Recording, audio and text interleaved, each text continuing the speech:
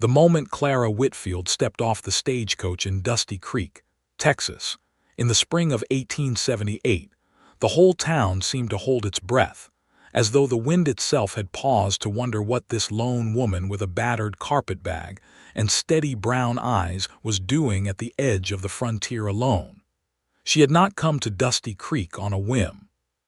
She had come because she had nowhere else to go, and because the last $3.42 in her coat pocket represented the whole of her fortune in this world. Behind her lay San Antonio, and behind San Antonio lay a life she had spent 2 years trying to escape, a dead husband who had left her nothing but debt, a mother-in-law who had driven her from the house the morning after the funeral, and a reputation that small towns had a way of twisting into something unrecognizable. She was 24 years old. She was tired clear down to her bones, and she needed a room. The stagecoach driver, a thick-necked man named Burl, had been kind enough to mention 3 boarding houses as he unloaded the luggage. He named them the way a man names things he expects to be useful: Davenport's on Main, Mrs. Hensley's near the church, and a place called the Pioneer Rest at the far end of Sycamore Street. Clara had thanked him, tucked the names inside her memory like folded paper, and walked toward Main Street with her chin up and her heart hammering. Davenport's boarding house occupied a wide 2-story building, painted a pale yellow that the sun had faded nearly to white. A woman answered the door before Clara had even finished knocking, a sharp-faced woman of perhaps 50 with iron-gray hair pinned so tightly to her skull it looked painful. "Good afternoon," Clara said, keeping her voice even and pleasant. "I'm looking for a room. I can pay a week in advance." The woman's eyes dropped to Clara's left hand, then to the carpetbag, then back up to Clara's face with an expression that Clara had learned to dread, the slow, measuring look of someone deciding how much trouble a stranger might be. "Are you married?" the woman asked. "I'm a widow," Clara said. "My husband passed 14 months ago. Traveling alone." "Yes, ma'am." The woman's lips pressed together. "I don't take in unaccompanied women," she said. "It upsets the other boarders. I'm sorry." She did not look sorry. She looked relieved to have the conversation finished, and she closed the door with a soft, final click before Clara had taken a breath to respond. Clara stood on the porch for a moment, looking at the closed door, then picked up her carpetbag and walked to Mrs. Hensley's near the church. Mrs. Hensley was rounder and softer than the Davenport woman, and she smiled when she opened the door, which gave Clara hope.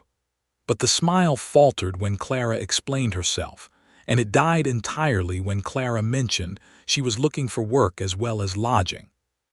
"A working woman," Mrs. Hensley repeated, as though the phrase itself had a slightly unpleasant taste. "Doing what kind of work?" "Seamstress work, mostly. I can also teach reading and writing if anyone's in need." "We've already got a seamstress," Mrs. Hensley said. "As for the room, I'd have to ask my husband, and honestly, dear, he doesn't much care for the idea of single women boarding here. We've had trouble before.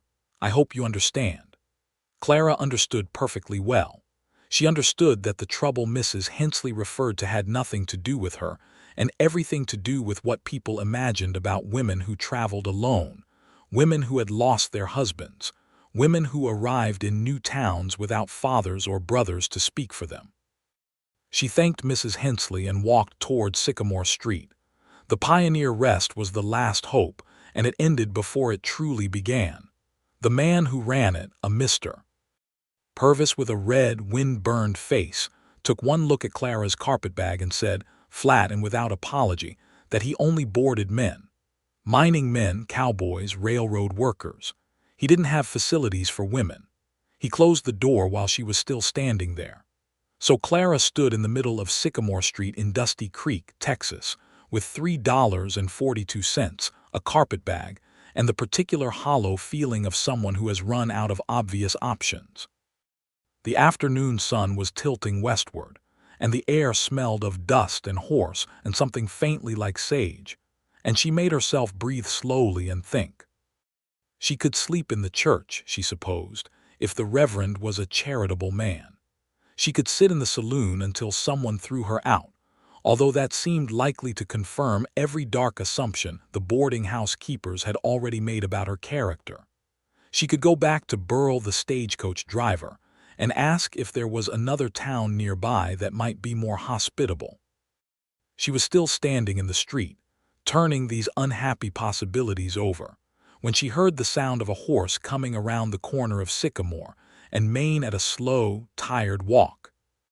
The horse was a big bay with a white blaze down its nose, and the man in the saddle was lean and sun-darkened, maybe 28 or 29, with trail dust on his coat and a hat pulled low enough that she couldn't see his eyes until he slowed the horse and looked down at her. He had honest eyes. She noticed that first. The kind of brown that wasn't trying to be anything other than what it was. "You look like you're trying to figure out whether the ground is safe to sit on," he said. His voice was unhurried, the way voices got when their owners spent a great deal of time outdoors with nothing to rush for. "I'm trying to figure out where I'm going to sleep tonight," Clara said. She hadn't meant to say it so plainly. It simply came out that way because she was tired and because pretending was expensive and she couldn't afford it. The man on the horse was quiet for a moment. He glanced at the carpetbag, then at her face. "The boarding houses. All three," she said. "No unaccompanied women at Davenport's, no working women at Hensley's, no women at all at the Pioneer Rest." He pushed his hat back with one finger, and she could see his face more fully now, strong jaw, a scar along his chin that was old and faded, the kind of face that spent more time being weathered than being looked at. He seemed to be thinking something over, turning it carefully, the way a man turns a problem over before committing to a solution. "I've got a spare room," he said. "At my ranch about 2 miles out. It's not fancy, but it's clean and it's got a lock on the door." He paused. "I want to be straight with you because I imagine you've had enough people being crooked. You'd be safe. I live alone and I work sunup to sundown. You'd hardly see me." Clara looked at him for a long moment. Everything her mother had ever told her about trusting strange men on horseback argued against this. Everything about the way the boarding house doors had closed argued for it. "What's your name?" she asked. "See, Calloway," he said. "My father built the ranch 15 years ago. He passed 3 winters back. It's just me now." "Clara Whitfield," she said. "I'm a seamstress and I can keep a clean house if that matters." The edge of his mouth moved, not quite a smile but close enough to be reassuring. "It matters less than having a decent person under the roof," he said, "which is something I haven't had in a while." He leaned down and held out his hand for the carpetbag. "The offer stands or it doesn't. Either way, I won't push you." Clara Whitfield had spent 2 years learning which men to trust based on very little evidence and the consequences of being wrong.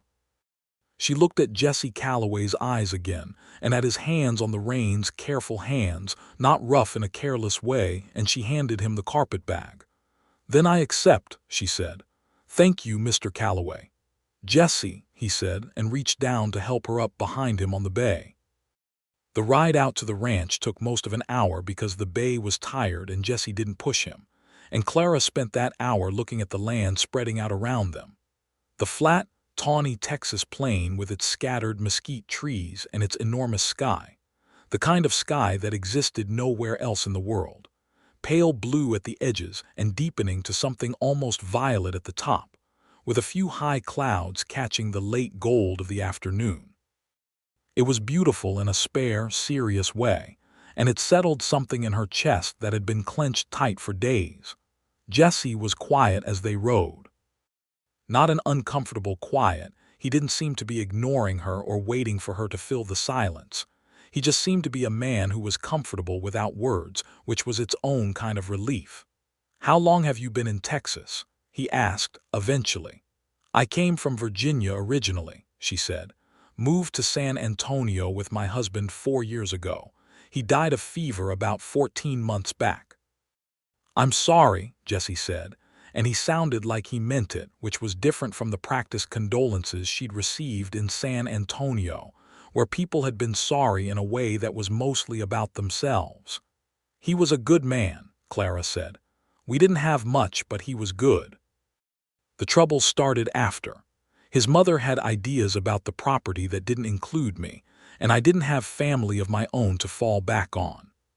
Jesse nodded, and she had the sense that he understood more than he was going to say about things falling apart after a death, about suddenly finding yourself alone with a version of the world that doesn't quite fit anymore.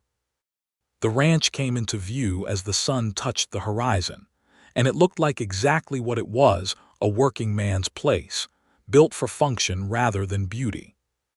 A low white house with a porch that ran the length of the front, a barn painted red that had gone a bit brown at the edges, a corral with several horses moving in it, a kitchen garden that had been turned but not yet planted. It was sturdy and square, and it looked like it had been there long enough to trust. Jessie put the bay in the barn, showed Clara where the pump was, and carried her carpet bag to the spare room at the back of the house. The room had a narrow bed with a blue and white quilt, a window that faced east so it would catch the morning light, a chest of drawers, and a small mirror. The floor was swept and the quilt was clean. "There's a lock," he said, pointing to the simple bolt on the inside of the door, "and the outhouse is around the south side of the barn. I'll have a fire going in the kitchen in about 10 minutes if you want to get warm." "Jessie," Clara said, because something about the care with which he showed her the lock and named the bolt made her want to say it clearly. "Thank you, I mean it. You didn't have to do this." He looked at her with those unhurried brown eyes. "No," he agreed, "but it seemed like the right thing." And then he went to start the fire, and Clara sat on the edge of the blue and white quilt and pressed her hands together in her lap, and breathed for the first time all day like the air was actually available to her. The next morning Clara woke before the sun had fully risen and lay still for a moment listening to the sounds of the ranch, the low, rhythmic snort of a horse, the distant song of a meadowlark somewhere east of the house, the creak of the porch boards that meant Jessie was already moving. She got up, washed her face with water from the basin, pinned her dark hair back and went to the kitchen. Jessie was already outside.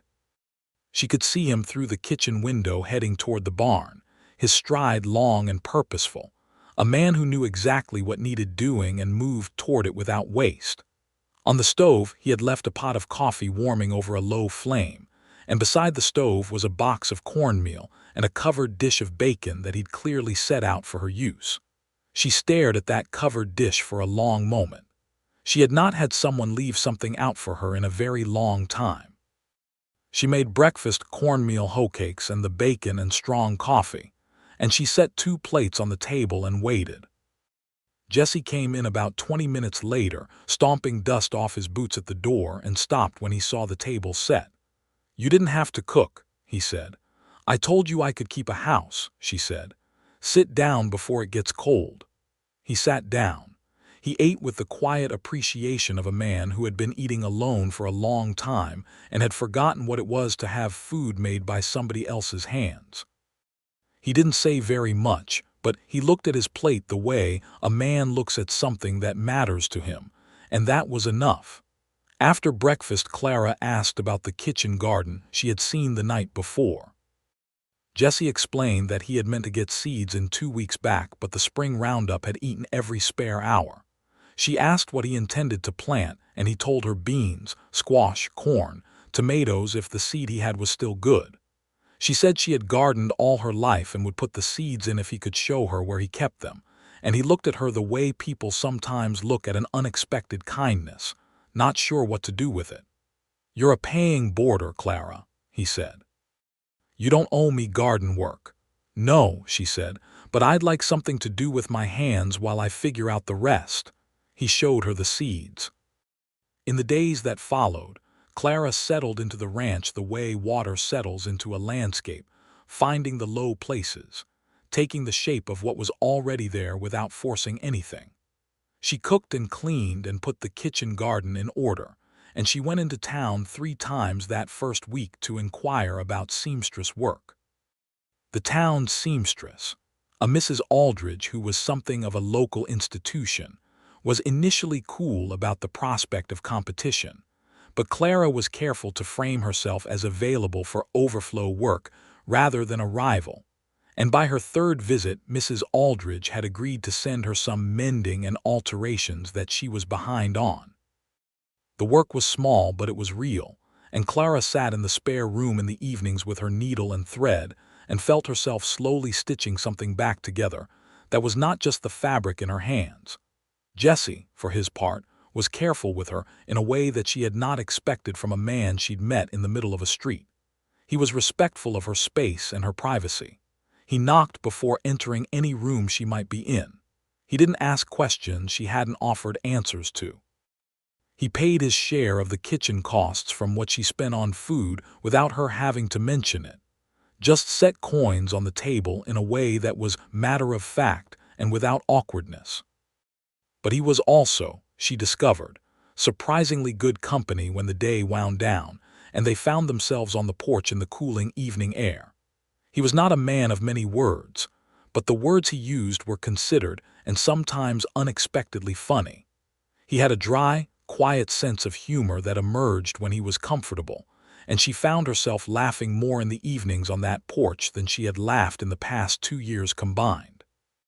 She learned things about him in pieces, the way you learn a landscape gradually, not all at once but through repeated exposure. He had grown up on this ranch, the son of a cattleman named Patrick Calloway and a woman named Ruth who had died when Jesse was 12. He had 2 years of formal schooling and had taught himself the rest from the books his mother had left behind.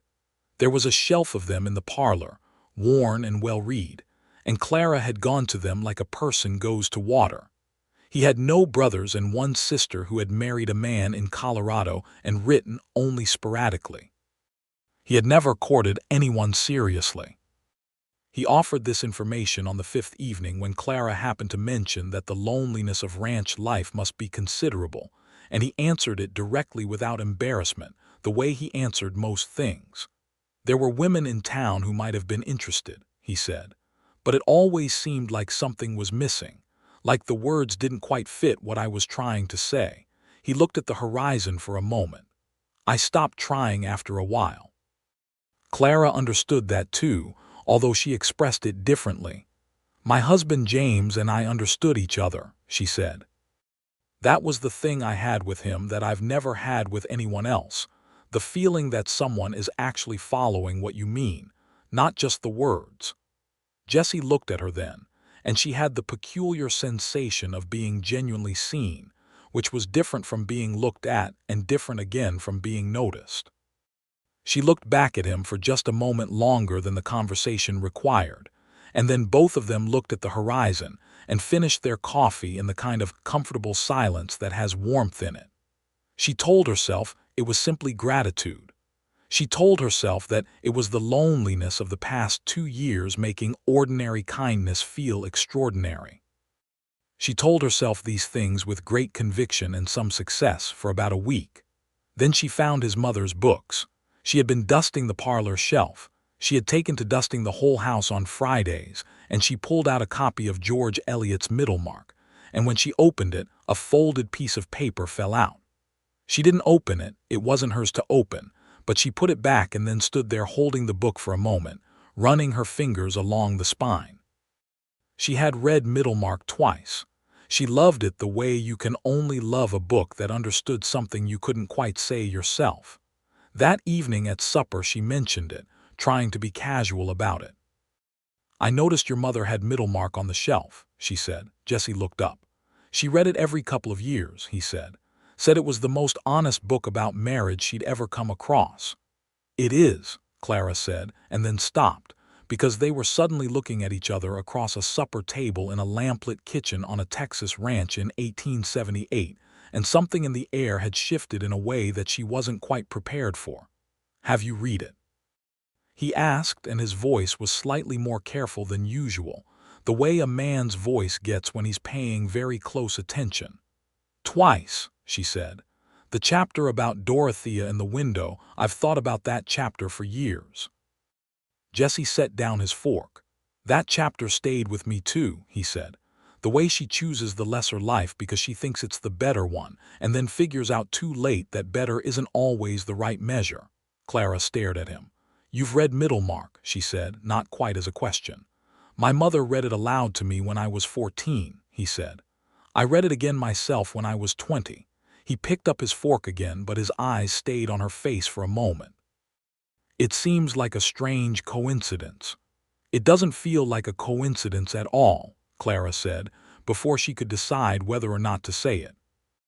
After supper, she lay awake in the spare room with the blue and white quilt and the east-facing window and listened to the Texas night, the coyotes far off, the wind in the mesquite, the occasional movement of a horse in the corral, and she told herself very firmly to be sensible.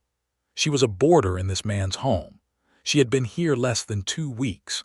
She had arrived with $3.42 and a broken life. This was not the moment to mistake gratitude for something else. This was not the moment to confuse the warmth of being treated with decency for something deeper. She was very sensible about it for approximately 3 more days. On the 4th day, something happened that she hadn't planned for. One of Jesse's horses, a young gray he'd been working with since the animal was a foal, got a foot tangled in fencing wire out in the south pasture. Jesse was in town when it happened, and Clara was in the kitchen garden when she heard the horse screaming. She dropped her trowel and ran, and she found the gray down on its side, wild-eyed and struggling, with the wire around its rear fetlock cutting deeper with every movement. Clara had grown up on a farm. She was not unfamiliar with frightened animals or with the necessity of staying calm when they were frightened. She spoke to the horse in a low, continuous voice, approaching from the front, keeping her hands visible, and after what felt like a very long 5 minutes she got close enough to get a hand on the animal's neck. She kept talking, kept her hand firm and steady, and the horse's breathing began to slow from a frantic heave to something more manageable. She couldn't free the wire alone. It required wire cutters, and she didn't know where they were kept. But she stayed with the horse, one hand on his neck, talking in that low, steady way, for nearly 40 minutes until she heard Jesse's horse coming at a gallop across the pasture. He had seen the horse down from the road and come in at a run. He pulled up short when he saw Clara on the ground with the gray's head in her lap and the horse breathing more or less quietly, and for a moment he just looked at her with an expression she couldn't quite name. "Wire cutters," she said. "South side of the barn, I'd guess." He was back in 3 minutes. He cut the wire carefully, working around her, and then the gray was free and getting unsteadily to its feet. They both checked the wound. It was not deep, had not reached tendon, and Jesse cleaned it and wrapped it with strips of clean cloth from the supply he kept in the barn.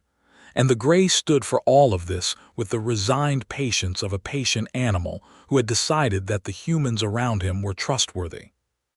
When it was done, they were both crouched in the dirt of the south pasture with the late afternoon sun on their backs and the gray standing beside them testing his wrapped leg, and Jesse turned and looked at her with something in his face that she had not seen there before. "You stayed with him," Jesse said.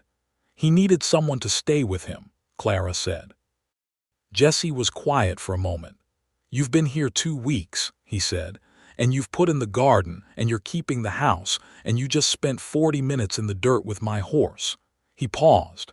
"I keep thinking about what this place would have been like if I hadn't happened down Sycamore Street that afternoon. I keep thinking about what I would have done if you hadn't," Clara said honestly. They were close enough that she could see the exact color of his eyes, which in this light were not simply brown but had threads of gold and amber in them. And she was very aware suddenly of the warmth coming off him, and the way his shoulder was almost touching hers. And she understood with absolute clarity that she had stopped being sensible sometime in the last 3 days, and had simply not had the courage to admit it. She stood up and brushed the dirt from her skirt, and he stood up beside her, and neither of them said anything else about it. But the evening was different after that. The air between them was different, more alive in some way, as though a current had started running between 2 points that had previously been separate. She began to notice small things about him that she stored without meaning to. The way he rolled up his sleeves to the elbow when he worked at the barn door. The way he read in the evenings by the lamp in the parlor, very still, turning pages slowly.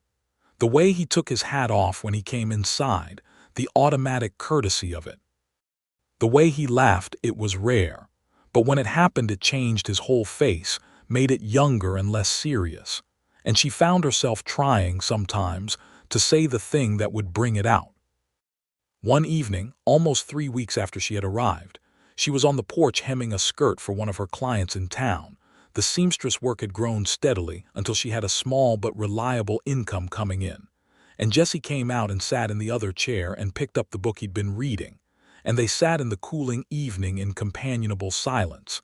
And it occurred to Clara, with the simple shock of an obvious thing finally recognized, that she was happy, not content. Not merely relieved to be safe and fed and housed. Happy, in the specific way that has nothing to do with circumstances and everything to do with who you're with. She was in love with Jesse Calloway, and she had absolutely no idea what to do about it. The complication arrived 9 days later in the form of a man named Douglas Farrow. Clara was in town delivering alterations to Mrs. Aldridge's shop when she became aware of a man watching her from across the street. He was well dressed for Dusty Creek's suit coat, pocket watch chain, with a broad face, and the easy confidence of someone who assumed his attention was welcome. When she came out of Mrs. Aldridge's, he crossed the street and tipped his hat. "Mrs. Whitfield," he said, "I've been hearing about you." "That seems unlikely," Clara said pleasantly. "I've barely been in town a month." "Small town," he said. "News travels. I'm Douglas Farrow. I own the feed store and 3 rental properties in town, and I've been thinking about expanding." He smiled. "I've also been thinking that a woman of your skills and presentation might be interested in a more comfortable arrangement than being a boarder at the Calloway place." Clara looked at him steadily. "What sort of arrangement?" Farrow described it in careful, respectable language that nonetheless communicated clearly what he was offering. A room above one of his properties, rent-free, in exchange for companionship that he was too polished to name directly but too transparent to conceal. He spoke about propriety and community standing, and the advantages of being connected to an established man, and Clara let him finish before she answered. "I appreciate your interest, Mr. Farrow," she said with perfect courtesy, "but I'm very happy where I am. Good day." She walked away with her spine straight and her heels hitting the boardwalk with precision, and she did not look back. She thought about not telling Jesse. It seemed like the kind of thing that would only complicate a situation that was already complicated enough. But that evening at supper, he noticed something in her face. She could tell by the way he watched her for a moment without speaking. And she told him because she had found, in a month of living in the same house with Jesse Calloway, that it was simply impossible to be dishonest with him. He created honesty by example. Jesse listened to the whole account without interrupting. When she finished, his jaw was set in a way she hadn't seen before, not angry exactly, but something with a harder edge to it. "Farrow," he said, "you know him. He owns half of what he claims to own and owes money on the other half," Jesse said. "And he has a way of dealing with women who don't have anyone to answer for them." He looked at her. "I'm glad you said no." "I wasn't going to say anything else," Clara said. "No," he said, "I know that." And then he said something that she hadn't expected. "I want you to know that you're not on your own out here. Whatever that man says or whatever anyone in town says about your situation, if you ever need someone standing next to you, I'll be there." Clara set down her fork very carefully because her hands were not entirely steady. "Jesse," she said, "you've already done more for me than anyone has in 2 years." "I haven't done anything extraordinary," he said. "I've just not done the wrong thing. That shouldn't be as rare as it is." She looked at him across the lamplit table, and she thought about the word extraordinary and about how wrong he was. 3 days after the Farrow encounter, Jesse asked her to ride out with him to check the fence line in the north pasture, which had been repaired after the gray horse incident and needed a second inspection. Clara, who had been on a horse perhaps twice in her adult life, agreed because she would have agreed to almost anything that involved being outdoors with Jesse Calloway in the wide Texas spring. He put her on a gentle chestnut mare named Biscuit. He chose the name without irony. And they rode north through the ranch in the morning light, the land opening up around them into something vast and clear. The spring wildflowers were out on the flats, scattered Indian paintbrush and bluebonnets making the plane look like something from a painting, and the air was cool enough to be pleasant and warm enough to be kind. Clara discovered that she liked riding more than she'd expected. She told Jesse this, and he looked pleased in his quiet way, and he showed her how to sit more easily in the saddle and how to give Biscuit her head on the flat ground. And they cantered for about half a mile across the bluebonnet field, and Clara laughed out loud with the sheer physical pleasure of it, the wind and the speed and the enormous Texas sky above her. Jesse pulled up beside her when she slowed, and when she looked over at him, he was watching her with an expression that he didn't have time to put away before she saw it, an expression that was entirely unguarded and unmistakable, the look of a man who is watching someone he loves. They both stopped moving for a second. The horses blew and shifted. The wind moved through the grass. "Clara," Jesse said. His voice was careful, the way it got when he was paying close attention. "Yes," she said, which was not the word she had been intending to say. She had been intending to say something non-committal and safe, but it came out anyway because her heart had apparently decided to run ahead of her common sense. He looked at her for a long moment. "I realize this situation isn't conventional," he said. "And I don't want you to feel any pressure from living here, because that was never. I want to make sure you understand that the room is yours regardless of anything." "I know that," Clara said. "But I'd be lying if I didn't say that the past month has been." He stopped and looked at the horizon, and then back at her with the expression of a man crossing a river he's not entirely sure of. "I've never talked to anyone the way I talk to you," he said. "I've never had anyone here who, it's not just that it's better. It's that everything that was here before seems less like what it should have been." Clara felt the words settle into her chest like something that had been looking for exactly that shape for a very long time. "Jesse," she said. "I came to Dusty Creek with $3.42, and I was turned away from every boarding house in town, and I was genuinely afraid of what was going to happen to me." She paused. "And now I'm sitting on a horse in a field full of bluebonnets, and I cannot think of a single place in the world I would rather be. That's because of you, not the bluebonnets." The edge of his mouth moved, and then the smile came, the full one, the rare one that changed his whole face, and he said, "The bluebonnets help." "They do help," she agreed. He reached across from his horse to hers and took her hand carefully, like something he wanted to be sure about. His hand was calloused and warm. She curled her fingers around his and held on. They rode back to the ranch like that for a while, holding hands between two horses in a bluebonnet field, and Clara thought that some moments existed outside of time and could be carried forward indefinitely, like a flame cupped between two palms against the wind. The weeks that followed were the sweetest she had known in a very long time. Nothing about the ranch changed. Jesse still worked from first light to last, and Clara still sewed and cooked and tended the kitchen garden, and the practical business of daily life went on exactly as it had. But the light had changed. The evenings on the porch were different. He sat closer to her now, and sometimes their conversations went so deep into the night that the stars wheeled visibly overhead before either of them noticed the hour. He brought her wildflowers from the north pasture on a Tuesday morning for no reason, except that they were there and she was there. She baked an apple pie from the dried apples in the pantry because she had noticed, without meaning to, that he ate around the crust when she made other things, but consumed an entire slice of pie, crust and all.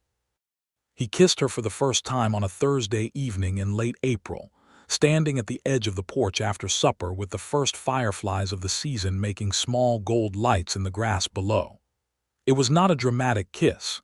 He asked first, quietly, in the way that was entirely characteristic of him, and when she said yes, he cupped her face in both hands with the same care he used for everything, and kissed her gently and completely.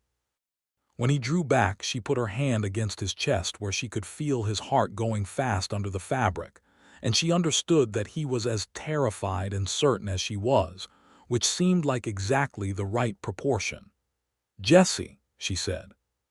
"Still Clara," he confirmed, which made no logical sense and made her laugh until she pressed her forehead against his shoulder. Douglas Farrow was not finished being a complication. Clara heard the talk through Mrs. Aldridge's shop. The town had opinions about a widow woman living out at the Calloway Ranch, and Farrow, who had been refused and did not take refusal well, had apparently been encouraging those opinions. Words like improper and unsuitable were moving through Dusty Creek's social circles, and Mrs. Aldridge, who had become something of a friend, warned Clara with the directness of a woman who has survived long enough to value plain speech. "People are saying things, Mrs. Aldridge told her one afternoon over the counter. "Mostly it's Farrow stirring it, but once something like that starts it takes on its own life. You'd know better than I would how to handle it." Clara thought about it on the ride back to the ranch. She was getting better with the horses. She took Biscuit into town herself now, a fact that gave Jessie visible satisfaction, and the long ride gave her space to think. She was not naive about what was being said. She had been subject to the particular cruelty that small communities reserve for women who live outside the approved arrangements, and she knew that it could damage her livelihood and her standing in ways that were practically significant. She also knew that she was not prepared to let Douglas Farrow's spite determine the shape of her life. She told Jessie that evening, directly and completely, as she always told him things. He listened without interrupting. When she finished, he was quiet for a moment, and then he said something she hadn't expected. "Marry me," he said. Clara blinked. "I beg your pardon." "I know it's not," he started again with the care of someone who has spent a great deal of time with words on a shelf and knows their value. "That's not the way I meant to say it. I've been thinking about it for weeks. I was working up to saying it properly, and then you told me about Farrow and he looked at her, and all the unsaid things were visible in his face, the weeks of them, layered and patient. I love you, Clara. I want to marry you because I want to be with you for the rest of my life. The business with Farrow just made me say it sooner than I planned." Clara sat with this for a moment that felt very full. She looked at the man across from her, the lean, sun-darkened, honest-eyed man who had picked up her carpetbag in the middle of Sycamore Street and changed the whole direction of what her life was going to be, and she felt something settle in her with the solidity of a decision made at the deepest level. "I love you too," she said. "And yes, I will absolutely marry you." He reached across the table and took her hand, and the relief on his face was so profound that it was almost funny, except that it wasn't funny at all, because it made her understand that he had been as afraid of her answer as she had been of his question. "I was going to do it with more ceremony," he said. "I don't need ceremony," Clara said. "I've had ceremony. I'd rather have this." They were married on a Saturday in June of 1878 by the Reverend Thomas Gale at the Dusty Creek Community Church, with Mrs. Aldridge and Jessie's neighbor Hector Reyes and his wife Maria as witnesses. Clara wore the blue dress she had altered and rehemmed 3 times since arriving in Dusty Creek, and she carried a small bunch of the Indian paintbrush that Jessie had brought from the north pasture that morning. Jessie wore his good coat and had his hair combed flat and looked, as Hector Reyes told him quietly before the ceremony, like a man who can't believe his luck. The Reverend Gale was a gentle man who had been in Dusty Creek for 11 years and had learned that life in a frontier town required a certain flexibility of mind. He married them with warmth and brevity, and when it was done and Jessie kissed Clara in front of the small assembly of witnesses, Maria Reyes cried happy tears, and Hector Reyes slapped Jessie on the back hard enough to shift him sideways. Douglas Farrow walked past the church while they were coming out, and he looked at the gathered party and at Clara in her blue dress with wildflowers and at Jessie's hand at the small of her back, and he had the grace, at least, to keep walking. The talk in town did not stop entirely. It never does in small towns. There is always some residue, but it lost its momentum. A married woman living with her husband was not interesting. A married woman who kept a neat house and did reliable seamstress work and occasionally helped Maria Reyes with the Spanish she was trying to learn was simply a neighbor, which was far less entertaining than a scandal. Clara settled into the ranch as a wife the way she had settled into it as a boarder, by finding what it needed and doing that thing, without fanfare or display. The kitchen garden she had planted in those first weeks came in magnificently that summer, and the tomatoes particularly were so plentiful that she put up 40 jars of them over the course of August, the kitchen steaming and fragrant, Jessie coming in at noon to find her red-faced from the heat and triumphant over the rows of gleaming jars. "You look like you've won a battle," he said. "I have won a battle," she said. "We'll eat tomatoes all winter and not pay a cent for them." He took a tomato from the basket on the table and ate it standing up, still warm from the garden, and said it was the best tomato he had ever eaten, and she believed him. The ranch itself was improving steadily. Jessie had always been a capable rancher, but he had been doing everything alone since his father's death. And there were things that had slipped, not from laziness, but from the simple mathematics of one man and too many tasks. With Clara managing the domestic and administrative end, Jessie had more hours for the ranch work itself, and he used them methodically, repairing the east fence, increasing the herd by a careful 12 head, beginning the negotiations with the railroad depot in the next county over to improve his beef contract. He also began to read aloud to Clara in the evenings, which had started as her reading to him when he was patching his saddle one night, and had shifted naturally into something they traded back and forth. They read Middlemarch again, straight through, and this time they talked about it scene by scene in the evenings, and the conversations went so deep and wide that Clara sometimes felt she was seeing every part of the book for the first time. Hector and Maria Reyes were regular visitors and became genuine friends. Hector was a vaquero who had started his own small ranch 15 years ago and knew the land and the cattle business with the authority of deep experience. Maria was quick-minded and funny and had a laugh like a sudden rain shower, and she and Clara were close from their second meeting. The four of them fell into a pattern of Sunday suppers that rotated between the two ranches, and these evenings were among the best that Clara could remember, long, warm, full of food and argument and laughter, the kind of evenings that accumulate over time into the substance of a life. In September, Clara realized she was pregnant. She told Jessie on a Sunday morning, when the light was coming through the east bedroom window in long golden bars, and the ranch was quiet with the Sunday rest. She sat on the edge of the bed and told him plainly, the way she told him everything, and watched his face move through the phases of comprehension, surprise, calculation, something she could only describe as wonder. "A baby," he said, in the tone a man uses when a word he has always known suddenly has an entirely new weight. "Sometime in April, I think," Clara said. Jessie sat down beside her on the bed and took her hand and held it for a long time without speaking, looking at the window, and then he turned and looked at her with the full, unguarded expression that she had come to understand was the truest version of him. "I didn't know I wanted this," he said.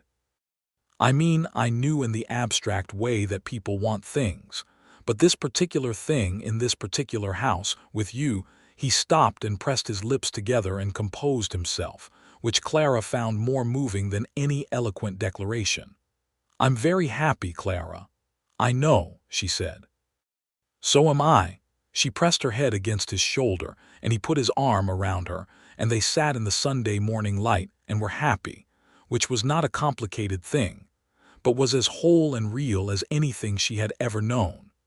The pregnancy was, on the whole, uneventful in the way that practical, healthy women's pregnancies in the 19th century could be uneventful. Clara was sick in the mornings for the first 2 months and then was not, and the nausea was unpleasant but manageable. She continued her seamstress work through the winter and reduced it only when the cold kept her closer to the warmth of the kitchen. Jessie worried in the particular way that men worry when they love someone and feel helpless. He did extra things quietly, without being asked, making sure the water was always brought in before she needed it, keeping the wood box full, being inexhaustible and gentle when she was tired and short-tempered with the discomforts of the later months. Maria Reyes had 2 children of her own and was an invaluable source of calm, practical information. She had also, without any fuss about it, already declared herself the child's unofficial aunt, and Hector Reyes had agreed with equal certainty to be the unofficial uncle, which Clara found both touching and amusing. On the 9th of April, 1879, on a rainy Thursday morning with the ranch smelling of wet grass and new mud and the distant, hopeful smell of spring, Clara gave birth to a boy.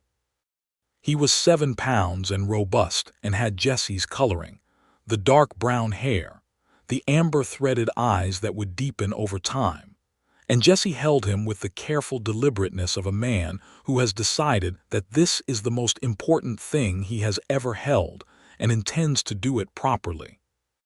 They named him Patrick James Calloway, Patrick for Jessie's father and James for Clara's first husband, because Clara believed that a name was a small, lasting kindness, and because she wanted her son to carry both the ranch and the whole of his mother's story forward. Patrick was a healthy, loud, opinionated infant who made his preferences known without ambiguity, and who was, from his first weeks, charmed by horses. Jessie discovered this when he carried the baby to the corral fence at 6 weeks old to show him the herd, and the infant stopped crying and stared at the horses with an intensity that was almost comically serious for someone that small. "He's going to be a rancher," Jessie said. "He's going to be whatever he wants to be," Clara said from behind him, "but I admit the signs are promising." Jessie looked at her over the baby's head with the smile that still, after a year of marriage, made her feel like the bluebonnet field in the spring. The year Patrick turned 2, Jessie expanded the ranch. He bought the adjacent 40 acres from a man named Greeley who was moving his family to New Mexico, and he and Hector Reyes spent the late spring rebuilding and extending the fence line. Clara used the acquisition as an opportunity to campaign for a second kitchen garden on the new land, a larger one, with more variety, and Jessie agreed with the amiable willingness of a man who has learned that his wife's plans generally produce exactly what she says they will produce. The town had changed around them too. Dusty Creek in 1881 was not the same place it had been when Clara stepped off the stagecoach into it. The railroad had come through the county and brought commerce and new settlers, and the town had grown by perhaps a third. Mrs. Aldridge had retired and passed her shop lease to Clara, who had been doing increasingly significant portions of the work anyway, and the shop was now Clara's in name and operation. A seamstress and alterations establishment that had a small back room where she also taught reading to the children of families who couldn't afford the school fees. This was the thing she had mentioned in passing to Jessie one evening, that she was teaching reading to the Morales children whose parents worked the Reyes ranch and spoke limited English, and he had looked at her with the focused attention he reserved for things that mattered.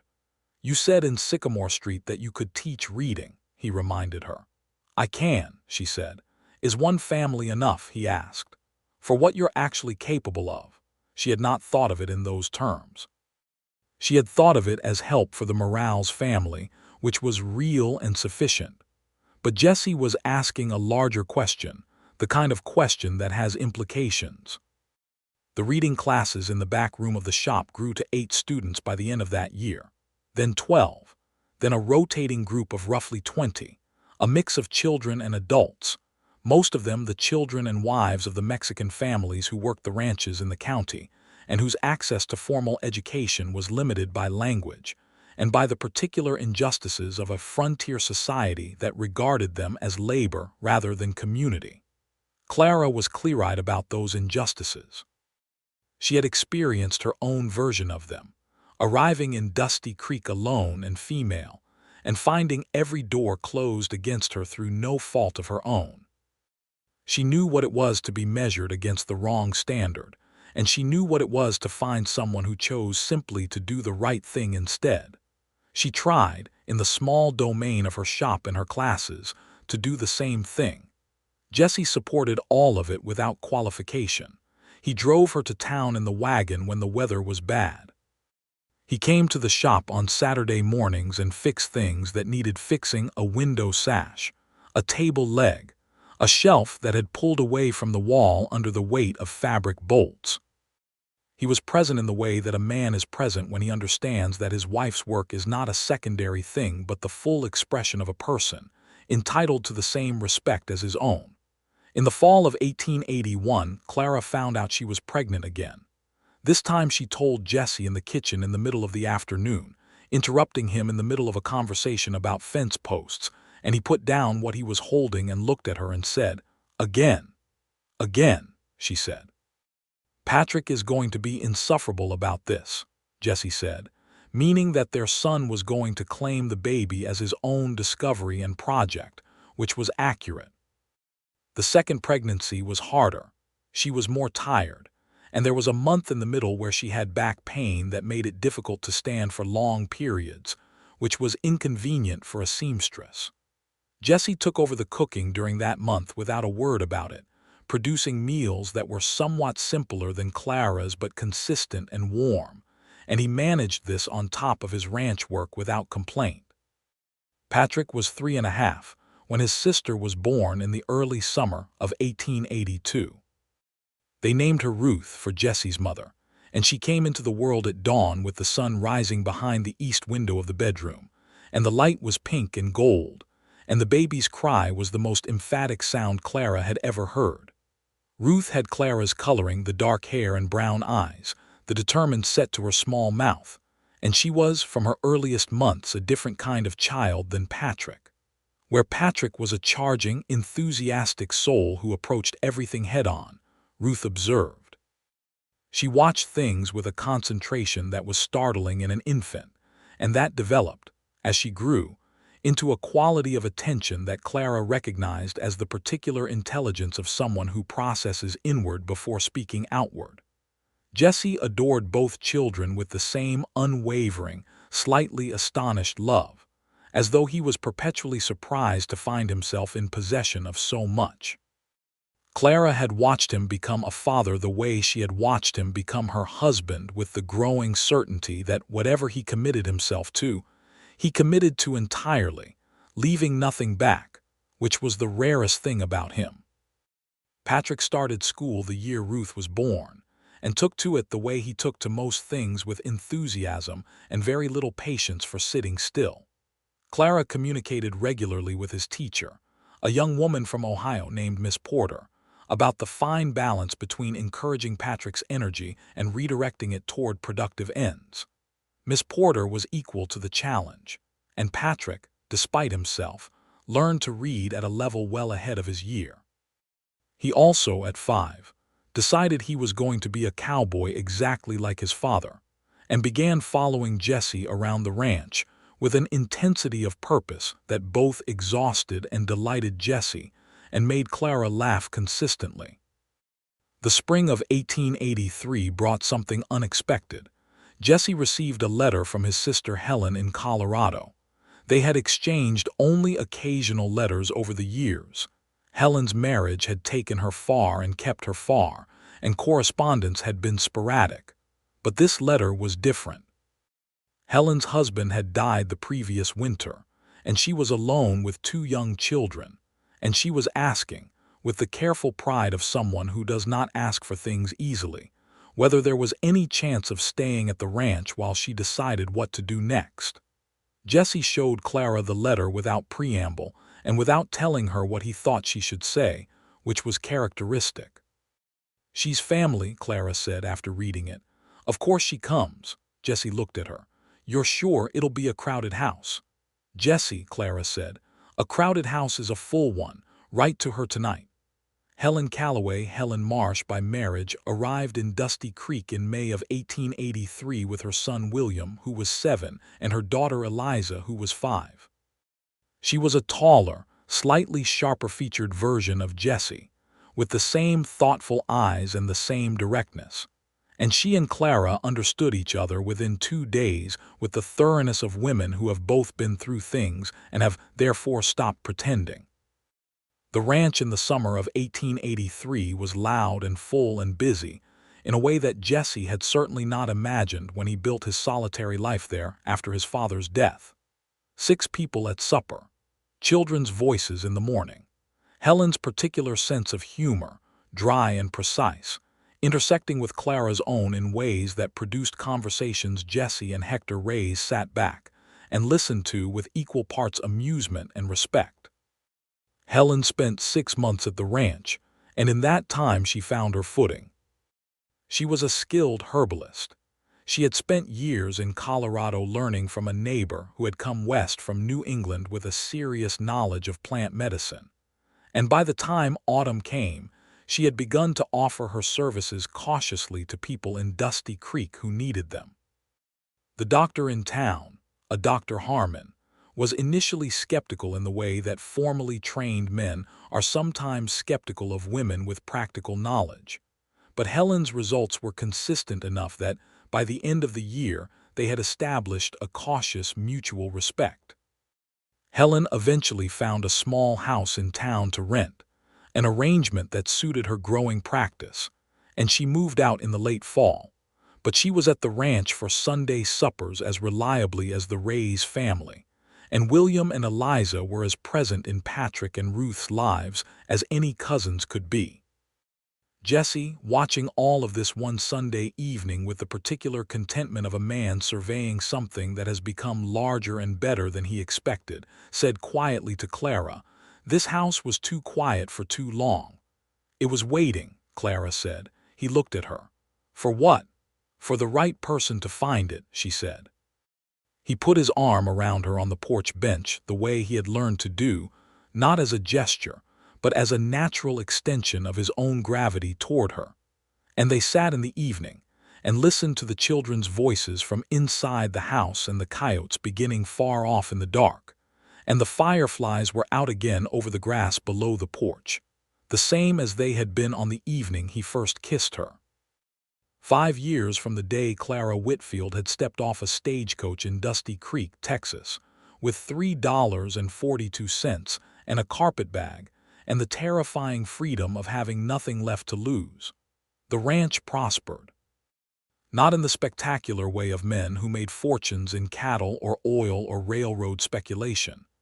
Jesse was not that kind of man, and Clara was not that kind of woman.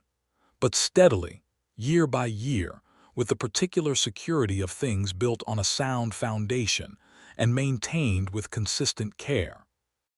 By 1885, the Callaway Ranch was one of the more reliable beef suppliers to the railroad depot at Abilene, and the beef contracts Jesse had spent years negotiating were paying dividends that allowed him to hire 2 cowboys, young men named Roberto and Sam, to help with the larger operations.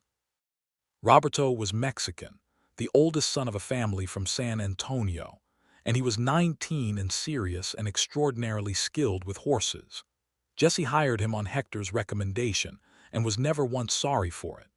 Sam was 22, from Oklahoma, with red hair and a tendency to whistle while he worked, and he boarded at the Pioneer Rest in town, which, by 1885, was under new management and no longer exclusively male, and rode out to the ranch each morning.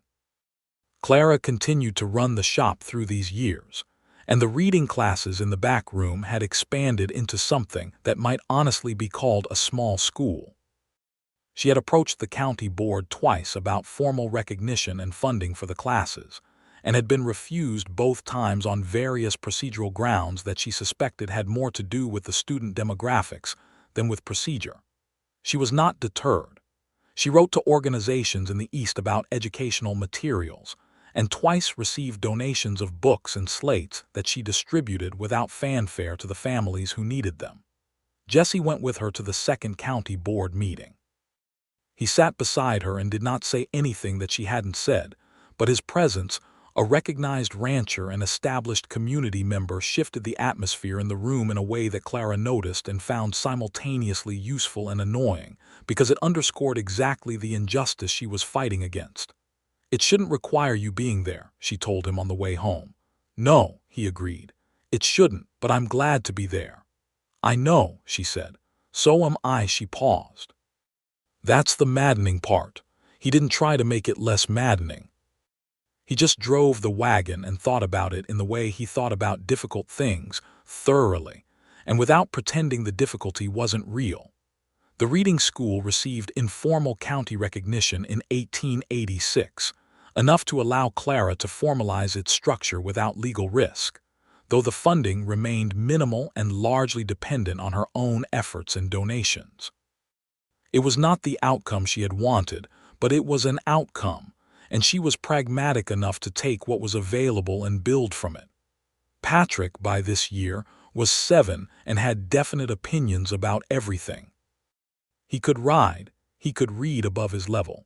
He had inherited Clara's stubbornness and Jessie's patience in what was perhaps not the most harmonious possible combination. And he was the source of an average of 3 significant catastrophes per month, all of which he survived with his customary cheerfulness, and for which he was invariably apologetic after the fact. Ruth was 4 and was already, to Clara's private amusement, showing signs of taking after Helen, that particular quality of observation, and the thoughtful silence before speaking that suggested she was collecting information before committing to conclusions. She also had an absolute and immovable attachment to a gray cat named Button who had appeared at the ranch one winter morning and never left, and the cat's opinions were apparently of significant weight in Ruth's world. Clara was 32 in 1886, and Jessie was 36, and they were at the most comfortable version of themselves, not the urgent, discovering love of those first months, but the deeper, more textured love that comes from years of actual shared life. They still read aloud in the evenings when the children were in bed. They still argued sometimes about the ranch finances, about how much she was taking on with the school, about Patrick's education, and where it should go as he got older, and they argued honestly and fully, and came out the other side of arguments still holding the thread, which seemed to her the most important thing. She still looked at him, sometimes with the full awareness of what he had been to her.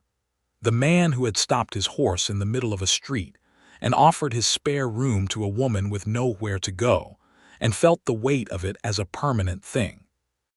Not with gratitude that had frozen it into the past, but with gratitude that kept moving forward into the present, informing every ordinary day.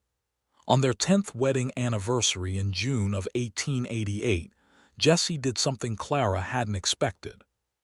He took her to the north pasture, not on horseback this time but in the wagon, with a blanket and a basket she hadn't been allowed to see into, and drove out to the bluebonnet field where they had held hands between 2 horses on the day they first admitted what they meant to each other. The bluebonnets were out, the same as they always were in the spring and early summer, the same improbable blue against the tawny Texas plain. He spread the blanket on the grass and opened the basket, which contained a very good pie. He had clearly arranged this with Helen, who was a better baker than either of them, and a bottle of good wine that he had ordered from a merchant in San Antonio 3 weeks earlier, and he sat across from her in the bluebonnet field in the June afternoon and raised his glass. 10 years, he said. 10 years, Clara agreed. He was quiet for a moment, looking at her with the unguarded expression she had first seen in the south pasture over a hurt horse, the expression that left nothing back. "I want to tell you something," he said. "All right," she said. "Think about Sycamore Street sometimes," he said. "About riding around that corner and finding you standing there. And I think about what would have happened if I'd taken a different road home, or come back an hour earlier, or stopped at the hardware store like I'd been intending." He paused, and the particular terror of that thought has never gotten smaller, even after 10 years. Clara set down her glass and reached across the blanket and took his hand. "You did come around that corner," she said. "And I was there." "I know," he said. "I just want to make sure I never take that for granted. I know I haven't, but I want you to know that I know it." "Jesse Calloway," Clara said, with the full warmth of 10 years of knowing him, "you are the least likely man in Texas to take anything for granted. It's possibly your most notable quality." He laughed the rare, full one and poured more wine, and they ate Helen's pie in the bluebonnet field and talked for the whole long afternoon, ranging across the 10 years between them, all the scenes and moments and ordinary days that had accumulated into the life they had made, and then ranged beyond that into what was coming: Patrick's future, Ruth's education, the school, the ranch, Helen's plans to expand her practice, all the things still growing in the good soil of what they had built together. The sun was dropping toward the horizon before they drove back, the wagon moving at a slow, comfortable pace through the long evening light, and Clara sat against Jesse's side in the wagon seat with his arm around her, and watched the ranch come into view at the end of the track, the white house with the porch running its full length, the red barn in the evening gold, the corral with the horses moving quietly.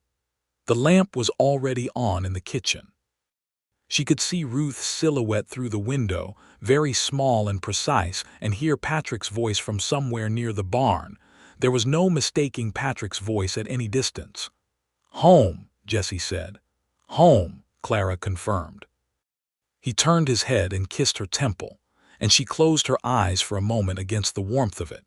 And then they drove into the yard, and Patrick came running from the direction of the barn to report some development with the horses that required immediate parental attention. And Ruth appeared in the kitchen doorway with the cat button under her arm, and the evening opened up around them with all its ordinary demands and pleasures, and Clara Whitfield Calloway, who had once stood in the middle of Sycamore Street with $3.42 and nowhere to go, was home. The years settled around them like silt settling in clear water, building something solid beneath the surface, invisible but foundational. Patrick turned 10 in 1889 and was by then an unmistakable horse person. He had a gift for it that went beyond what he had learned from Jesse, a native fluency with the animals that Roberto said he had not often seen in someone so young. Roberto had begun teaching him in earnest, and the two had developed a working friendship that crossed the gap in their ages with the ease of shared purpose. Jesse watched his son with the horses and felt a satisfaction that was different from simple fatherly pride. It was the satisfaction of seeing a thing continue, the way a river continues even as the water in it changes entirely. The ranch was in good hands. Not yet, not for a long time yet, but eventually, and the eventually was secure. Ruth at 7 was reading well above her level, had been since she was 5, and demanded access to her mother's books with a persistence that Clara had found both amusing and recognizable. Clara had begun teaching her French, not because it was practically necessary in 1889 Texas, but because Ruth had found a French grammar on the parlor shelf and asked what it was, and that question deserved an answer. Ruth was also increasingly interested in Helen's herbalism, following her aunt around with the same quality of focused attention she gave everything, asking questions that Helen said were sometimes remarkably precise. "She wants to know how things work," Helen told Clara one afternoon. "Not just what they do, but how." "Yes," Clara said, "she always has." "She'll be a doctor," Helen said, with the certainty of someone whose predictions tended to land. "Or a botanist," Clara said. "Or both," Helen said, which was not impossible. The reading school continued. By 1889 it had 32 regular students and a somewhat irregular county stipend that at least acknowledged its existence. Clara had also, through correspondence and 2 trips to Austin, connected herself with a small network of women working on similar educational projects across Texas, and this network was practically useful in terms of shared materials and methods. It was also simply sustaining, the way it is sustaining to know that other people are working toward the same things from different directions. Jesse's trips to Abilene for the beef contracts had made him a familiar figure there, and he had developed friendships in the cattle business that sometimes brought visitors to the ranchers from further north or west, men navigating the changing landscape of the cattle trade as the frontier continued its uneven, inexorable progress toward something different. Clara liked these visitors, liked the conversations they brought, the different views of the same large landscape she inhabited. Jesse found them useful and was a gracious host. He was, she had long since concluded, a far more sociable man than he believed himself to be. He thought of himself as solitary by nature, and she understood why the years of it had made that feel like character rather than circumstance. But his solitude had been a condition, not a preference, and the preference which had emerged clearly over 10 years was for the full, warm, complicated thing. He was good at people. He listened well, responded directly, and had the particular gift of making someone feel that what they were saying mattered, which it always did in his presence. In 1890, Clara turned 36 and Jesse turned 40, and Jesse's 40th birthday was the occasion for a gathering at the ranch that ended up including the Ray's family. Helen and her children, Roberto and Sam and their respective families. Both had married by then. Roberto to a young woman from San Antonio named Catalina, Sam to a girl from Abilene named June, and assorted other friends and neighbors from the county, in numbers that the ranch had not previously accommodated. Clara organized it with the quiet efficiency that characterized everything she organized, and the result was a warm, loud, long Saturday afternoon and evening that spilled from the house to the porch to the yard, with food enough for twice the number present and music courtesy of Hector Reyes, who played the guitar with an authority that he modestly attributed to 30 years of practice.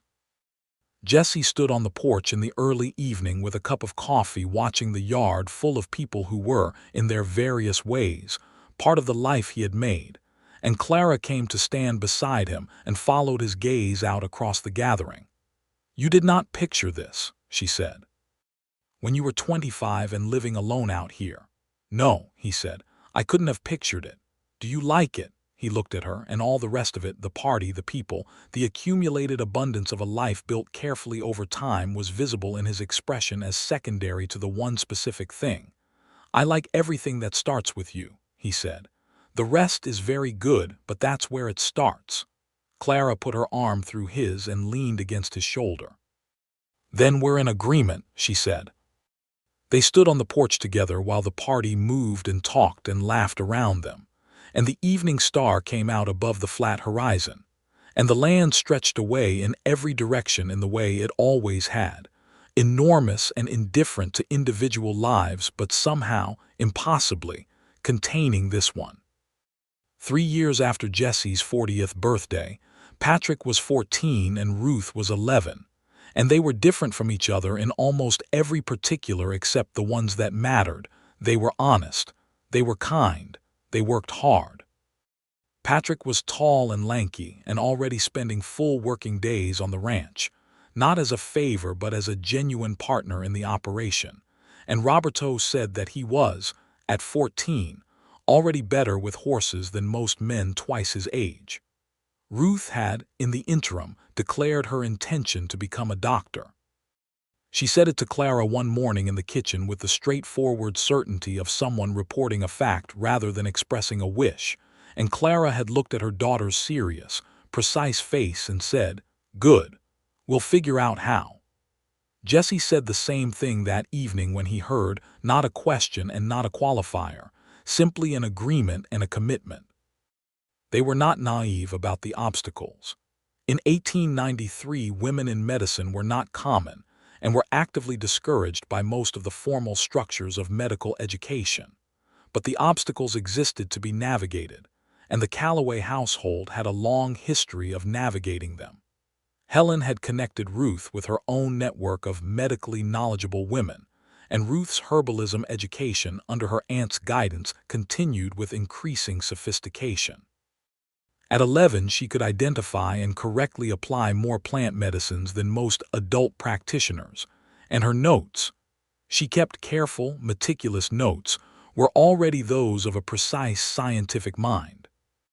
Clara had also been corresponding with a women's medical college in Philadelphia, the kind of institution that was fighting its own battles for legitimacy, but doing it from a position of real educational seriousness. The responses she received were encouraging. Ruth was young yet. There was time to build the preparation. There was a path, if not a wide one. In the summer of 1893, Clara and Jessie sat on the porch on a summer evening that felt in many ways like the ones from the beginning. The fireflies in the grass, the coyotes far off, the enormous Texas night spreading itself above them, and they talked about all of it. The ranch's future and Patrick's growing role in it. Ruth's education and what it would eventually require. The school, which Clara was considering handing to a capable former student who had grown into exactly the kind of teacher Clara had hoped she might become. "You're thinking about the next things," Jessie said, not as an accusation, simply as an observation about her, which he was good at. "I always am," Clara admitted. "I can't quite stop." "I know," he said. "I've always liked that about you." He reached over and took her hand in the easy, habitual way that had replaced the careful deliberateness of that first time, 12 years back, between two horses in a bluebonnet field. "What's the first thing?" "Ruth's preparation," Clara said. "It needs to be more systematic. I want to talk to Helen about a real curriculum, and I want to write to the Philadelphia College again more formally." "All right," Jessie said. "And the school," Clara continued. "Maria Elena is ready to take it. I think she's been ready for a year, and I've been holding on because it's mine." "It can still be yours even if she runs it," Jessie said. "I know," Clara said. "I just needed to say it out loud." "You can say anything out loud," Jessie said. "That's always been true." She turned and looked at him in the evening dark, this man she had known for 15 years, who had offered her a spare room and given her everything, and she felt the full weight of it and the full lightness of it simultaneously, the way only the longest and truest love can be both heavy and weightless at once. "Jessie," she said. "Still here," he said, which was the same thing he always said and always meant, and which was she had come to understand the essential thing, the unchanging constant, the ground beneath everything else. She laughed because she always laughed at that, and he smiled, the real smile, and the fireflies moved through the grass below the porch, and the coyotes called their distant, mournful songs, and the Texas night went on being magnificent in its vast, indifferent way. Maria Elena took over the school that fall, and Clara's formal role became that of advisor and supporter. She still went twice a week, still brought books and materials from the ongoing correspondence with Eastern organizations, but the day-to-day was Maria Elena's, and Maria Elena ran it with a capability that made Clara feel, honestly, that the school was better for the change. There is a specific happiness in being well replaced, and Clara had enough self-knowledge to recognize it. She turned her additional hours toward Ruth's education, which required a great deal of correspondence and organization, and toward a project she had been thinking about for years, a record of the frontier as she had known it, not the grand narrative of cattle drives and gunfights that the newspapers preferred, but the texture of daily life, the particular experience of women and families and communities navigating existence on the edge of the settled world. She had lived it. She had a facility with language that Jessie had always said was better than she gave herself credit for, and she had time now. She wrote for an hour every morning before the house woke up, at the kitchen table with the east window lightening behind her, and the pages accumulated slowly but steadily. Jessie knew about it and said nothing that would make her self-conscious about it, which was exactly the right response. Patrick, at 15, had become the person on the ranch who Jessie could trust with independent decisions about the horses and the smaller operations. He was steady in a way that surprised people who expected the energy of childhood to persist in that form. He had the energy still, but it had organized itself, channeled into purpose, the way rivers channel themselves through canyons. He was also, Clara noticed, beginning to be aware of girls, which she found amusing and Jessie found somewhere between touching and alarming, which was also amusing. The winter of 1894 brought a cold that came down from the north with unusual severity, and for 3 weeks the ranch was operating under conditions that required every hand and then some. Jessie and Patrick and Roberto and Sam worked the animals day and night through the worst of it, and Clara and Catalina and June organized the domestic operations with the same urgency, food and firewood, and keeping the house from losing heat. Helen came out from town with her herbalism kit and stayed 4 days because the cold was bringing illness with it, and she worked through the nights with the focused, quiet competence that had made her practice essential to the county. No one died. The herd lost 2 head to the cold, which was bad but not catastrophic. The horses came through intact, partly because of Roberto's around-the-clock attention, and partly because Patrick had apparently not slept for 36 hours at the worst of it, which Clara discovered only afterward and chose to address with a directness that Patrick received with the philosophical acceptance of someone who knew he was right and also knew he was in trouble. The spring after that hard winter was particularly beautiful. The land seemed to have been scoured clean by the cold and was coming back vivid and certain, the bluebonnets more abundant than usual on the north pasture flat. Jessie drove Clara out there one April morning on the wagon, the two of them alone for the first time in what felt like months, and they walked out into the middle of the field in the warm morning and stood in the blue and the green and the enormous light. "This place every spring," Clara said. "Every spring," Jessie agreed.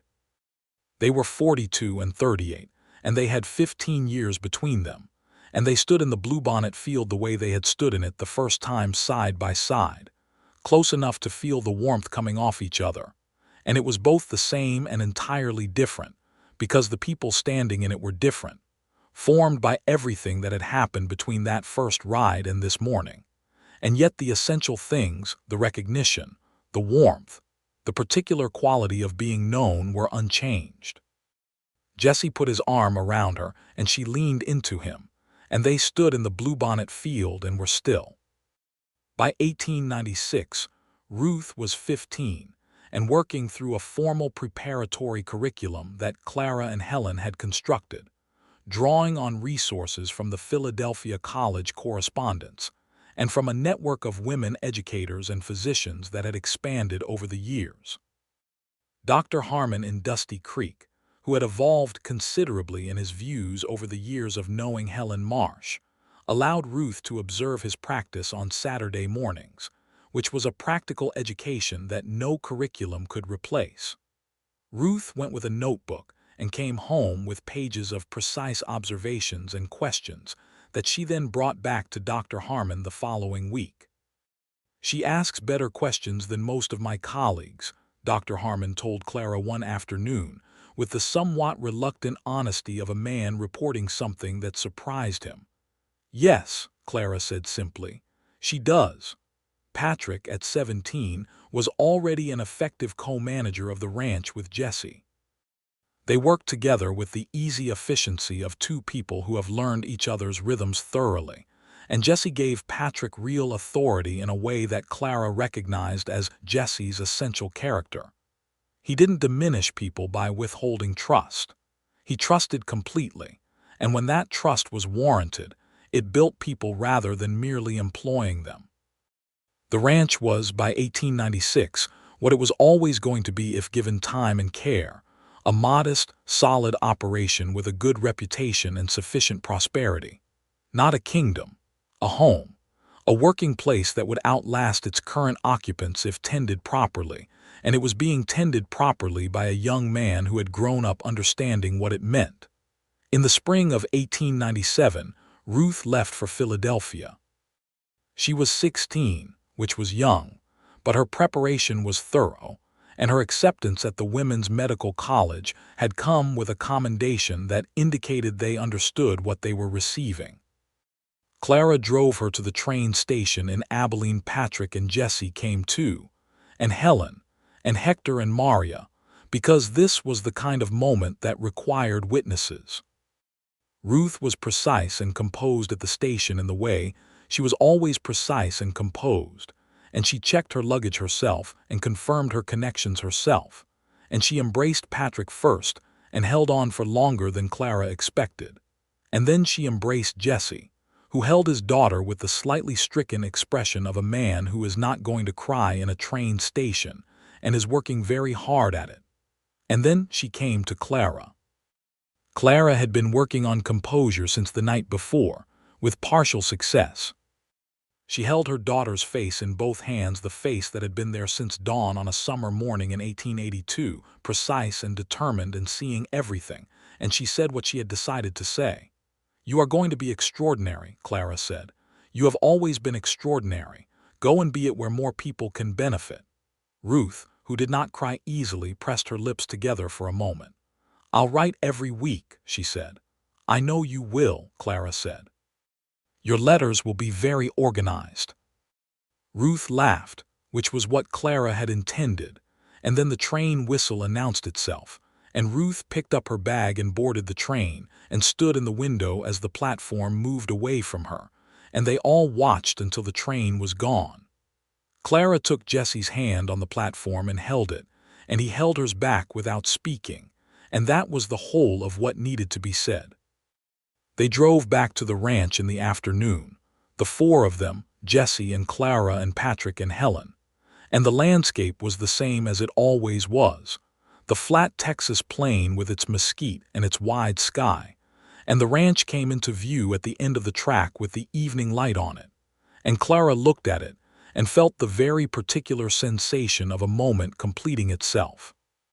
The spare room and the $3 and the Sycamore Street afternoon and the bluebonnet field and the blue and white quilt, and all the years folded inside each other like layers of cloth, until the thing was whole and solid, and this, the white house and the red barn and the evening light, and the people who loved each other contained within it. Ruth's first letter arrived 10 days later. It was, as Clara had predicted, extremely organized. It described her dormitory room, her fellow students, the curriculum structure, and her first impressions of Philadelphia with the systematic thoroughness of someone who has decided that no observation is too small to record. At the end, in a single uncharacteristic line, she had written, "I think about the ranch every day. I will come back changed, but the part of me that is home will not change." Clara read the letter aloud at supper that evening, and Jesse and Patrick listened, and at the end Patrick said, "She writes like she talks." Thorough, which was both accurate and the highest compliment he was capable of. Jesse reached over and took the letter from Clara and read the last line again, silently, and then set it down with the same care with which he put down things that mattered to him. "She's going to be fine," he said. "She's going to be more than fine," Clara said. "She's going to be magnificent." The life at the ranch went on. Patrick grew into full management of the operation by the time he was 19, and Jesse shifted into the advisor role with the same ease with which Jesse did everything, thoroughly and without ego, trusting the person who had earned the trust. Roberto remained the horseman of the outfit, his skill now extending to the training of young stock that buyers came from considerable distances to acquire. Sam had taken his family to Oklahoma 2 years earlier, and his place had been filled by 2 brothers from a Mexican family in the county, both of whom became as integral to the ranch as anyone who had preceded them. Clara finished her book in the fall of 1898. She had been writing it for 5 years, the hour every morning at the kitchen table, and when it was done she read the whole of it to Jesse over the course of several evenings, and when she finished he was quiet for a long time. "You should find someone to publish this," he said. "It's not that kind of book," Clara said. "It's too particular." "That's exactly why someone should publish it," Jesse said. "The particular things are the true things." She sent it, with some trepidation and Jesse's absolute confidence behind her, to a publisher in Boston who had published 2 previous books by women writing about frontier life. The response came 6 months later and was an acceptance, conditional on modest edits that Clara found reasonable. The book was published in 1900, and it was not widely read. It was the kind of book that is read carefully by a few people rather than casually by many. But the few people who read it wrote letters that Clara kept in a box in the parlor, because the letters contained the particular satisfaction of having said the true thing and been understood. Ruth came home in the summer of 1901, a fully qualified physician. She was 19, the youngest graduate of her class at the Women's Medical College, a fact that had been noted in the college's own records. She came home on the train, and they met her in Abilene as they had sent her off 4 years earlier, and this time Dr. Harmon came too, because he had kept his own record of Ruth Calloway's progress and considered her return a professional occasion as much as a personal one. She was not the same person who had left. Clara had said she would not be, and she was right. Ruth had grown into the full expression of everything she had been at 7, with the gray cat under her arm and the focused eyes taking in everything. She was precise and capable and calm in the particular way of someone who has learned how to manage real emergencies with a steady hand. And she was still, beneath all of it, the same Ruth, the notebooks, the observation, the long silences before the exactly right words. She set up her practice in partnership with Dr. Harmon, who had decided some years back that his pride was worth less than the quality of medical care available to Dusty Creek, and she was busy from her first week. The Mexican and Hispanic families of the county, in particular, found in Ruth Calloway a physician who had grown up understanding their community, and who served them with the same care she brought to everyone, which was not the experience they had uniformly had with Dr. Harmon in his earlier years. Patrick, at 22, was the unambiguous center of the ranch's operation, and he was also, Clara observed with the mix of amusement and emotion that motherhood reliably produced, in love. The young woman's name was Lucia Reyes, not Hector and Maria's daughter but their niece, who had come to live with them 2 years earlier, and who had met Patrick at one of the Sunday suppers that remained a fixture of both households. Lucia was 20, with dark hair and a quick intelligence, and a directness that Clara recognized as a characteristic of the women she liked most, and the two of them were unmistakably suited to each other in the way that people are suited when they have found the specific fit. Jessie saw it before Clara did, which surprised her and which he pointed out with some satisfaction. "You're usually the one who notices things first," Clara said. "Not with people," Jessie said. "With horses, yes. With the ranch, yes, but you notice people first." "Why did you see it before me then?" Jessie thought about it. "Because I was watching Patrick," he said, "and Patrick looks at her the way I looked at you." Which I recognized. Clara was quiet for a moment. "That's a very good answer," she said. "I've had a long time to think about it," Jessie said. Patrick and Lucia were married in the summer of 1903 at the ranch in the yard where Jessie's 40th birthday party had been held, with the family and the community filling the space the way family and community fill the spaces that have been prepared for them. Hector Reyes played the guitar, as he had been playing it at every significant gathering for 30 years. Maria cried, as she had been crying at every significant occasion with equal reliability. Ruth stood beside her brother as his witness, because he wanted her there, and Helen stood with the flowers because she had an eye for flowers that nobody else in the family possessed. Jessie married the young couple in the practical sense of giving his property to his son's care, and the Reverend Gale, the same Reverend Gale who had married Jessie and Clara 25 years earlier, somewhat older and considerably more weathered but still precise and warm about the words, married them before God.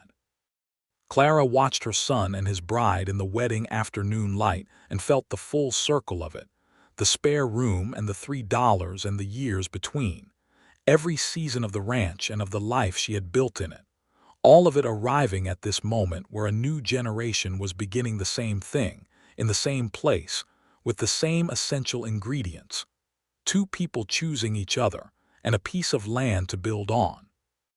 Jessie came to stand beside her at some point in the middle of the afternoon, when the party was in full swing and the yard was full of people, and the guitar was going, and the children were running between the adults' legs with the joyful chaos of children at parties, and he said nothing for a moment. He just stood there with his arm around her, looking at all of it. "Patrick and Lucia will have this ranch for 50 years, he said finally, "and Ruth will have her practice. And whatever you write next will end up somewhere important." "You think there will be something I write next?" Clara asked. "I know there will," he said. "You've always got the next thing." She turned to look at him, 53 years old and weathered and still himself, Still the man on the bay horse who had offered her the spare room and had meant it exactly as he said. Still the man with the amber-threaded brown eyes and the rare full smile and the quality of attention that made the person he was attending to feel that what they said and were genuinely mattered. "Jessie," she said. "Still here," he said. She leaned up and kissed him in the middle of the wedding party, in the sunlit yard of the ranch they had shared for 25 years, and he kissed her back with the ease and warmth of 25 years of practice, and someone nearby made a noise of cheerful commentary that was probably Patrick, and someone else laughed, and the guitar went on, and the Texas afternoon stretched long and gold in every direction. Still here, she thought. After everything, still here. Still the spare room, still the blue and white quilt, still the east-facing window and the morning light, and the man who stopped his horse in the middle of Sycamore Street, because it seemed like the right thing. Still the hands that held her carpetbag and then her hand, and then her face. Still the voice that was unhurried in the way of a man who spent a great deal of time outdoors and had learned the value of patience. Still the ranch and the bluebonnet field in the north pasture, and the kitchen garden that had grown into something substantial and abundant, and the shelf of books in the parlor with the worn copies of Middlemarch, and the porch running the length of the front of the house where they had sat in 100 evenings and talked and read and been quiet together, and the fireflies in summer, and the coyotes far off in the dark, and the enormous Texas sky that existed nowhere else in the world. Still here, all of it. All of them. The party went on into the evening, and the stars came out above the flat horizon one by one, and Patrick danced with Lucia in the yard with the guitar playing and the lanterns swinging in the summer air, and Ruth stood by the porch fence and watched them with the focused attention she gave to things she wanted to remember precisely. And Helen sat on the porch steps with a glass of wine and her long legs stretched out, and said something dry and exact to Maria that made Maria dissolve into her sudden rain shower laugh, and Hector played on. Clara and Jessie sat together on the porch bench and watched it all, their son and his wife beginning, their daughter establishing herself in the work she was born to do, the friends who had been family for 30 years, the ranch that had been his father's and was now theirs in the deepest sense and would be Patrick and Lucia's after, the long chain of it. Clara thought about the $3.42, and the boarding house doors closing one after another, and the hollow feeling of running out of options, and the sound of hooves on the street in the afternoon. She thought about the spare room with the blue quilt and the locked door, and the coffee left on the stove, and the seeds put in the ground in that first April. She thought about the bluebonnet field and the gray horse and the kitchen table and the evening star, and all the thousands of ordinary days that had made the extraordinary thing. She took Jessie's hand where it rested between them on the bench, and he turned his palm up and held hers, the way he had been holding it for 25 years. "I would do it again," Clara said. "All of it, every single piece." Jessie was quiet for a moment, looking out at the evening, at the lanterns and the dancing and the faces of the people they loved. "So would I," he said, "starting with Sycamore Street. And that was everything, and it was enough, and it was more than enough, and the night went on around them, rich and warm and complete, like the last page of a book that closes not because the story ends but because everything that needed to be said has been said. And the rest is the good, continuing life that comes after, the life that doesn't need to be described because it is already known, and it is exactly this.